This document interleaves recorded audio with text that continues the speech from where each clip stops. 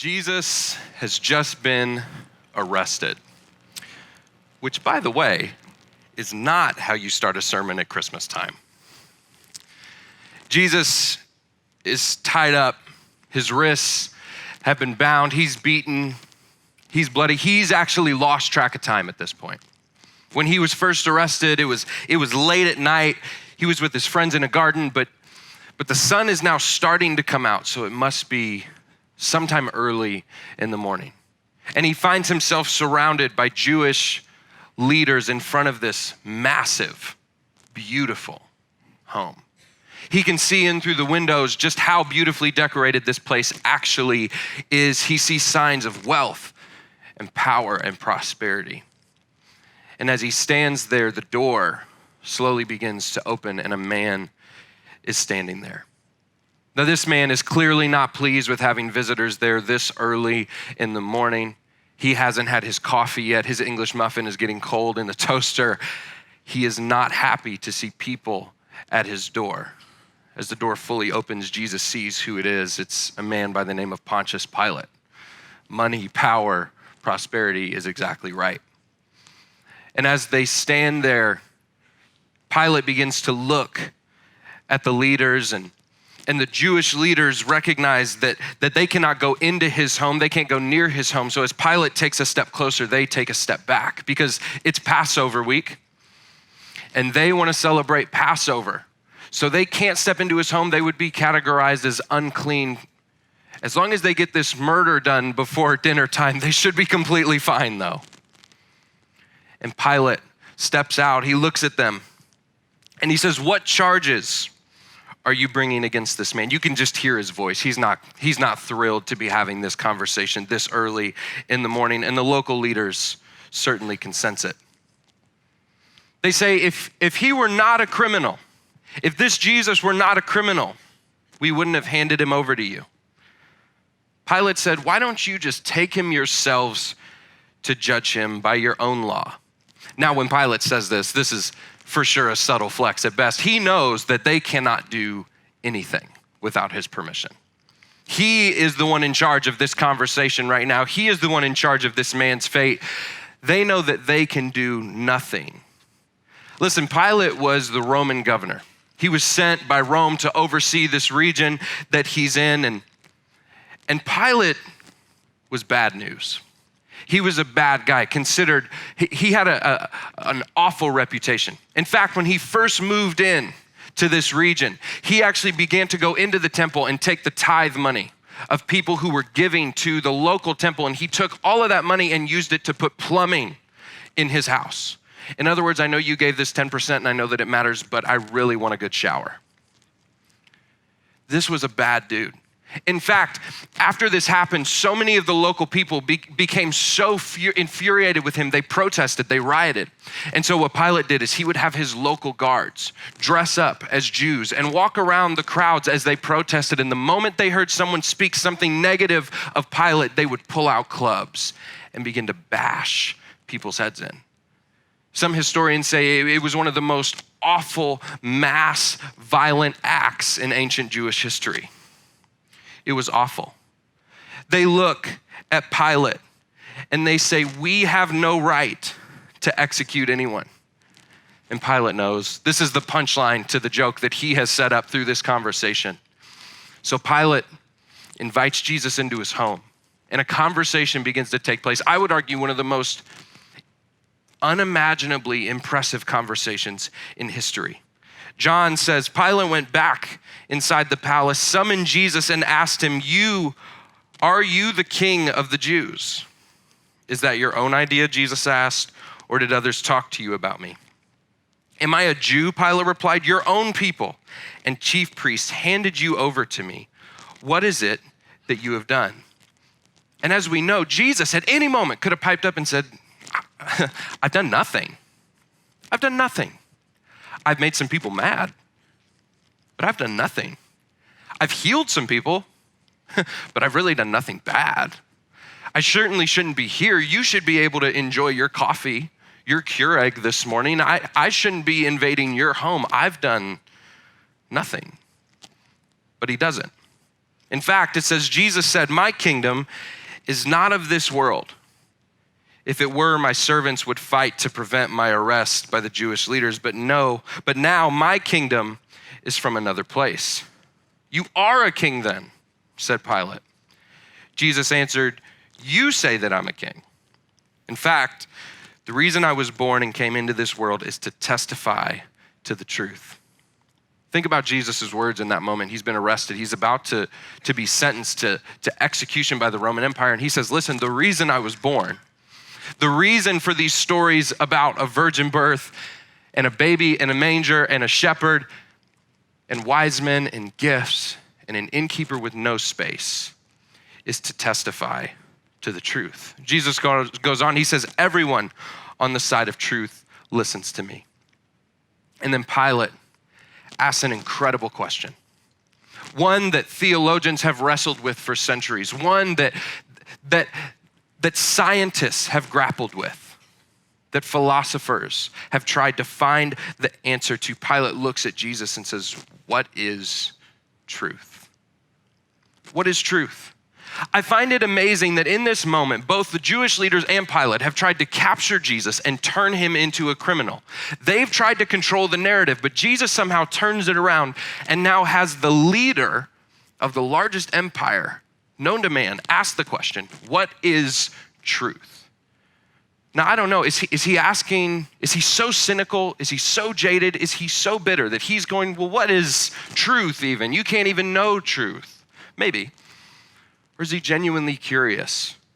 Is he standing there going, well, if you were born to testify to it, then what is truth? And maybe you, much like Pilate, find yourself in this season specifically thinking about that question. What is truth? Listen, because this is the time of year where we find ourselves going, are we really telling a story about a teenage girl who had a baby but ain't done it yet? We're talking about a virgin birth of not just a person, but of God in the flesh. And by the way, when God comes as a baby, he comes to save the world. Is that really the story we're telling? And then we go, well, it's a fascinating story, but is it true? And then we think about the people who will be at our homes on Christmas Eve, at our dinner tables, who will be asking the same questions, or maybe could never even believe a story like this. Well, I want to welcome you to Compass. My name is Rory, and I'm one of the pastors here. And we're in this series right now called Home for Christmas. And as we've been in this series, we wanted to do this series to talk about some of the traditions that exist around Christmas time, around the holidays for us. Last week, we talked about those traditions in depth, and I'd love it if you missed that message to go back and watch it. Pastor Luke did an incredible job of setting this up. But today, what we want to talk about is the truth of Christmas. The truth of Christmas. Listen, when we think about traditions in our homes at the holidays, for so many of us, those traditions are sort of rooted around having people over to our homes. I remember all the things growing up that people brought home for Christmas, right? What are some of the things, right? They bring gifts. We love getting gifts, right? Gifts are incredible. We live for the holidays so that we get a good gift, right? We're hoping someone will just come through with that one good gift. I remember as a kid though, my mom and my grandma would get me stuff that I needed, which are not good gifts, right? They're like, we got you socks. And I'm like, no one wants socks. No one ever wants socks, especially a 7-year-old kid. They're like, I'm wearing socks by force. If it weren't for you adults, I'd be running around here barefoot like Tarzan, right? We don't want socks. I remember when I was 5, one of my mom's best friends bought me a Nintendo 64 for Christmas. I didn't even know what it was. I opened it and was like, what is this? It's got colors on it. I have a brother who's 21 years older than me. He's standing on the other side of the room, appalled that a 5-year-old is getting a Nintendo 64. He wanted a Nintendo 64. He's like, what's happening? We love when people show up. They bring us a great gift, right? What else do people bring? People bring their pets home for the holidays, right? Some of you are like, I've got kids coming. They're bringing their Labrador Retriever. It's going to be great. But deep down, you're like, I don't want this. I don't want this. I don't want this. Right, or you have those people who bring their pets and they're like, Fluffy can't not sit at the table for Christmas Eve dinner. And if you're sitting in the audience going, how dare he make fun of people who bring pets to Christmas? You're the worst. The worst. People bring gifts, they bring pets. People bring their kids. They bring their kids over for the holidays. And some of you are like, I love having kids over. Others of you are like, I can't wait till the kids are gone. You count, unless it's my kid who is just the cute, yeah, see? We tried to take photos with him the other day. This is the progression of him standing to falling and laying under the Christmas tree. So I know you would want my kid over for the holidays. He's the cutest in the world.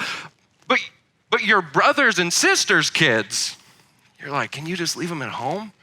Some of you are like, bring the pets instead. Leave the kids. Right, listen, people, they bring gifts. They bring pets, they bring their kids. But the truth is, people, they bring themselves, right? You all have a crazy Uncle Joe. You all know this person who, if they're even at Christmas, you're just like, I didn't know they were out of jail this year. I didn't even know. But here they are, they're here. Listen, people bring themselves. They bring their problems, their anxieties, their worries. They bring the memories of this past year. Maybe they show up and are in just an absolute season of darkness and depression. Maybe they're sitting around looking for answers. And the beautifully difficult thing is that at the holidays, we find ourselves sitting around all face to face with each other. Now, we could look at that as the joke, like the sort of sarcastic thing that it is, or we can look at it as an incredible opportunity to be representatives of the truth during Christmas. Listen, if your family's like mine, we spend a ton of time trying to get prepared for the holidays, right? You prepare for parties that you're gonna go to or have at your house. You prepare for pageants and kids choir things that you're gonna show up to. You're preparing for all of these things. And half the time you're going, yes, and the other time you're going, no, we're not even close to ready. And if you're like my family, you never end up being as prepared as you wish you were. But I wanna raise a question to you this morning. What if this season we spent less time preparing for parties and spent more time preparing for people? We spent more time preparing for the people who will actually be in our homes, in our conversations, at our office parties, where we can have real, genuinely hard, meaningful conversations about truth, taking a hard look at reality. And what if we could be people who prepare environments where truth could just simply be revealed, where we could lovingly bring truth into our conversations, begin to talk about what this season is all about. Because remember, Jesus, looking at Pilate, in the midst of getting ready to be murdered, says, I was born to testify to the truth. And when you hear the word testify, you're probably like me, just churchy language sort of circles around it. You're like, I don't even really know what testify means. We maybe picture someone standing up front and like yelling about what God has done in their life. Testify just simply means to bring a good report, to bring a good report. And that's difficult for us, right? Because when we hear someone's gonna tell us the truth about ourselves, we're like, please don't read my mail, right? We're like, I don't really want you to just dive in and tell me the difficult truth about my life. But listen, if Jesus says he's here to bring a good report, that means that truth has to be good. Listen, that truth, if we boil it down to its simplest form, is what we've heard a million times. God so loved the world that he gave. He gave himself. He gave his son. That you could have a different life here and now, but a different life into eternity with God. And I believe that this holiday season, you have an opportunity to present that truth in a way that I'm not talking about bringing politics and religion up at the dinner table. That's not what I'm talking about. I think there are really simple ways for you to begin to enter into truthful, meaningful conversations with people. So how can we join in on that? I wanna give you a couple ideas today. First thing I wanna say, being truthful does not mean being arrogant. Being truthful does not mean being arrogant. Listen, none of us have all the answers. Even to the most difficult things in life, even to the simplest things in life, we don't have all the answers. We might have experience, but we don't have all the answers. We've all had conversations with people who believe they have all the answers. And we all love those, don't we? We just leave and we feel so uplifted and encouraged. We go, man, I want to talk to that person some more. No, we run. We're like, I'm never going to talk to them again. And if it's your crazy Uncle Joe, you're like, I hope you're in jail next year, right? You're like, I don't want to talk with those people. There has to be a kinder way for us to get to the truth. Because we've said this, there will be people and family members who will never step into a church. And your home, your cubicle at your office party, you standing around in a ballroom with your coworkers may be the closest thing that they get to church.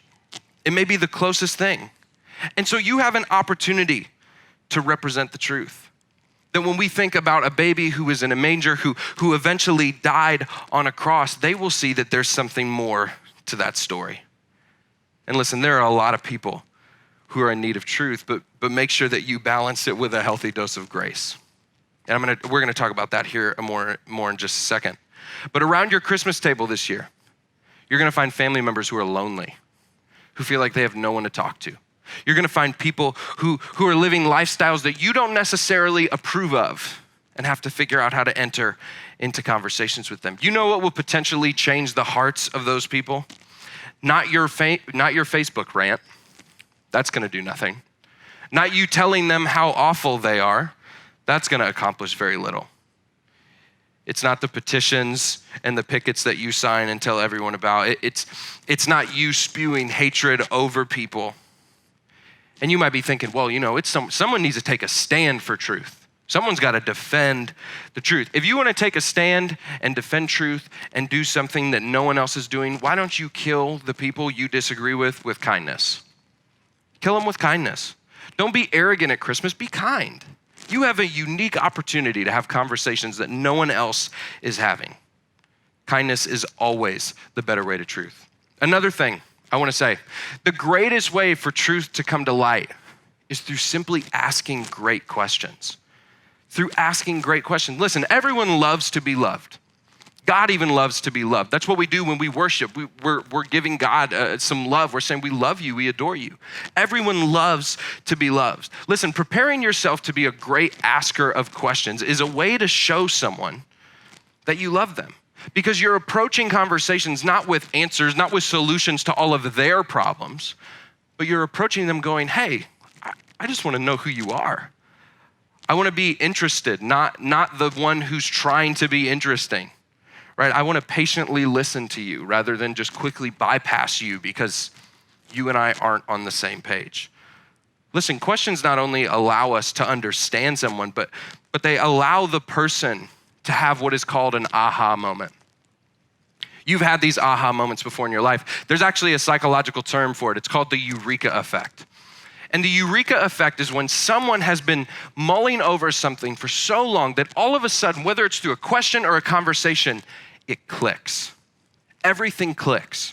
You've had these moments. I feel like men mostly have them sitting on the toilet. Women have them through great conversations. Just shows you how different we are. This eureka effect is so significant, and questions help to unearth these things. When people have a eureka, one of these moments, they begin to have realizations that can be deeply personal and even existential in some way, right? Maybe my career isn't exactly what God wants for me. Maybe my marriage is actually falling apart because of me. Maybe I need to mend that broken relationship. Maybe I need to abandon that addictive behavior that nobody knows about. Listen, asking great questions can change people's lives. So here's what I want to do to you today, super practical. I just want to give you 10 questions that you can ask people this holiday season. Maybe they're a family that you have never had a real conversation with. Maybe they're coworkers, friends, neighbors. Here are a few of them. We're going to throw them up on the screen. Ask someone how they're doing, but you have to actually care when you ask. Right? This is the hardest part, if we're honest. You have to ask, how are you doing? They might go, it's been fine, but if I'm being honest, if I'm really being honest, I'm lonely. Your kids may come home from college and they may say, Mom, Dad, if I'm honest, I want to change my major and don't know what to do with my future. If I'm really being honest, I want to quit my job. Ask them how's they're doing. Maybe ask someone, how is your family? You might be the first person who's asked them that question this year. How's your family doing? You know, if I'm honest, my spouse and I are struggling. If I'm honest, I think my marriage is falling apart and I need someone to help me. If I'm honest, I don't know if we'll make it. You can maybe get a little more lighthearted. Hey, what does Christmas mean to you? Is it about family? Is it about friends? Is it about Santa? Is it about Jesus? What's it about? Maybe get a little bit deeper. Hey, are you taking care of yourself? I see you at work, you're busy all the time. Are you actually caring about yourself? Maybe you get a little creative here. If you could change one thing about yourself, what would it be? You know, I often find that we're all very self-critical of ourselves. We have a lot of things that we would love to change, but very rarely are those conversations that we have internally super constructive. They usually just make us feel bad. You might be able to open someone up to have a conversation about something they've been struggling with for a long time. Maybe you get big, you go to 30,000 feet. What's been one of the most defining moments in your life? You ask these kind of questions to understand someone's stories. What is something that you desire right now? What would be the most helpful to you right now? Maybe if you could change one thing about this past year, what would it be? Listen, people are gonna come around you this holidays with baggage, with burdens, and you being prepared to ask great questions allows you an opportunity to be a representative of truth. Because the truth of Christmas is that God is always offering an answer to people's problems. And the truth is that we begin to become aware of those problems around the holidays more than any other time of the year. It's just what happens. The last question I think you can always ask someone maybe you don't know that well. Hey, what is your story? Listen, asking great questions will always open you up to the stories of the people that are around you, where they've been, who they are, where they're going. This is why Jesus asked so many questions. It was to reveal the stories of people's lives. And speaking of stories, the greatest witness for the truth of Christmas is how your life has been changed. How your life has been changed. Listen, if you spend all your time sort of walking around going, you know, my story, it doesn't matter. God hasn't really done anything incredible. That's not true. God has changed your life. If you're a part of the church, it's because God has stepped into your life somehow, maybe in a big way, maybe in a small way, but he has changed your story. And your story has to be reflected in the way that you live. Because the worst mistake we can make as followers of Jesus is trying to represent the truth while the way that we look to everyone else is like we have never seen Jesus, talked to Jesus, met him a day in our life. Listen, I've heard this a million times, but the greatest sermon that I can ever preach is the way that I actually live. And the same thing is true of you. The greatest invitation to church you can ever actually have is by the way that you live. Listen, Jesus said the singular mark of being a follower of him is how we will end up loving each other. And if you find yourself pursuing God, you love this church, you love Compass, you're praying for people, you're leading Rooted, you're leading a group, whatever it may be, I promise you amazing things will begin to happen. Listen, creating an environment for truth will always allow the people who are furthest from God a chance to know him. Now, I know what some of you are in here thinking. You're like, you guys are asking us to invite 10 people to Christmas. You're like, Rory, you don't know the 10 people I want to invite to Christmas. They're crazy. You're like, they need Jesus. And you're probably right.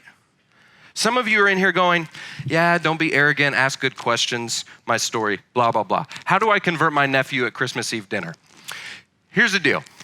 2 things. 1, don't do that. 2,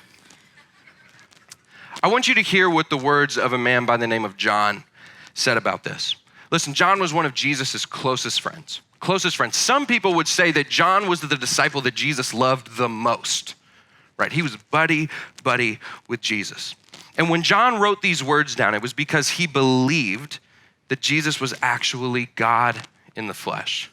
That this little Christmas baby that we talk about grew up to be the savior of the world and stand up to the Roman Empire and religious hypocrisy of his day. He stood up and laid down his life so that you may have life. John wrote this, John 1, he says, The Word became flesh and made his dwelling among us.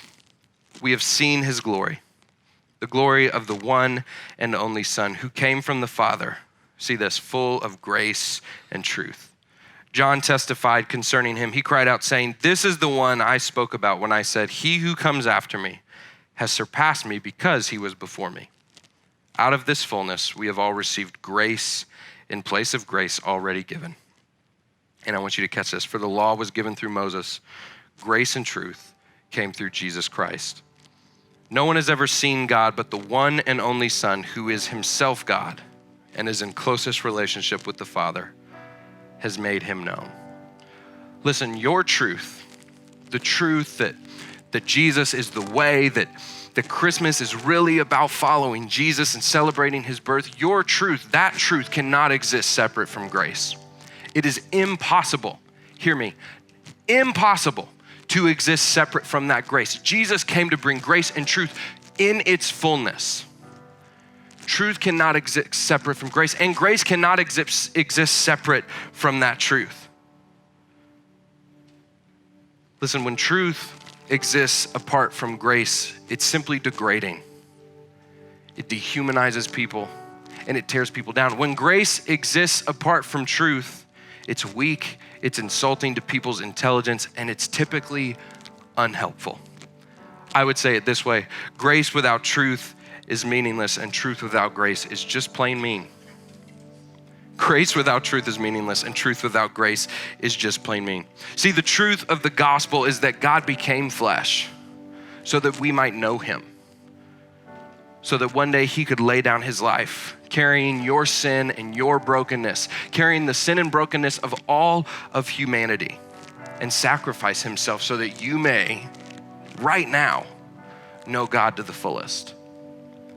Because the truth is, while I'm sure all of you are great, none of us are good enough to fix the brokenness between us and God. Only Jesus can do that. And that's true. And that truth includes grace, right? John says that truth means that there is grace upon grace upon grace, that no matter where you've been, if you feel shame, if you feel guilt, if you have done what you think is the worst thing imaginable, you are not kept out of Jesus's family. You are always invited home. You are not kept away from him. You are actually brought closer to him. Because when we recognize that we are indeed just not good enough, Jesus says, "You're not, but I am." Listen, that's the truth of Christmas, and grace and that truth goes hand in hand. So I want to encourage you. Think this season, how do you prepare for people? Not just prepare for all the events and all the parties and all the things that we have going on, but how do you actually prepare for and care for people? Listen, we've joked about this. One of my favorite things at Christmas is giving gifts. I love it. In fact, my wife and I sort of have this goofy tradition where the moment gifts end up under the Christmas tree, it's pretty much just a matter of time before one night someone goes, "You want to just open gifts now?" So we opened them 3 weeks ago. It's great, I love it. Christmas comes during Halloween, it's fantastic. But listen, the truth is there's no everlasting value in any of the gifts you're gonna get this year. There's not. And some of you are like, "Man, that really stinks. I spent a lot of money on this gift." There's no everlasting value. The parades and the Christmas lights, while they're beautiful and fun, and I'm not bashing them at all, I'm not being a Scrooge, they have no real value long-term. That Christmas tree that you've put up, it's either already dead because it's fake or it's gonna die. There's no long-term value to it. The one thing that has long-term value is that Christmas is simply about Jesus, and that is good enough. That's good enough. Because Jesus is the only one. He's the only one that can bring hope to the person who is sitting in darkness. Jesus is the only one that can bring joy to the person who is suffering with sadness. And Jesus is the only one who can bring peace in a time of fear. Let me pray for you guys. Jesus, we are so humbled and thankful that this season is actually about you. that it's not about us, that it's not about the gifts we buy, that it's not about the decorations we put up, but it is just about you. And that's good enough. And God, because of that, we know that we have this responsibility to be representatives of that truth. So God, for the people here in this room, I want to pray that as they interact with people over the next 2 weeks, they would ask great questions. They would take an interest in people's lives. That when those moments come up where they go, it's easier for me to just get in the car and go home, they would go, you know what? I'm gonna stay and talk to people. I'm gonna stay and ask questions. I'm gonna get to know people. God, that they're gonna approach those conversations with humility and peace, not with arrogance. And that they're going to allow their lives to speak for the truth of the gospel.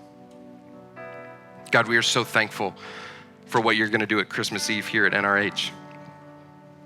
For the hundreds, if not thousands of people who will show up here for the first time. God, we ask that you'd be with us. Remind us of your presence as we head into Christmas. It's in your son's name we pray. Amen.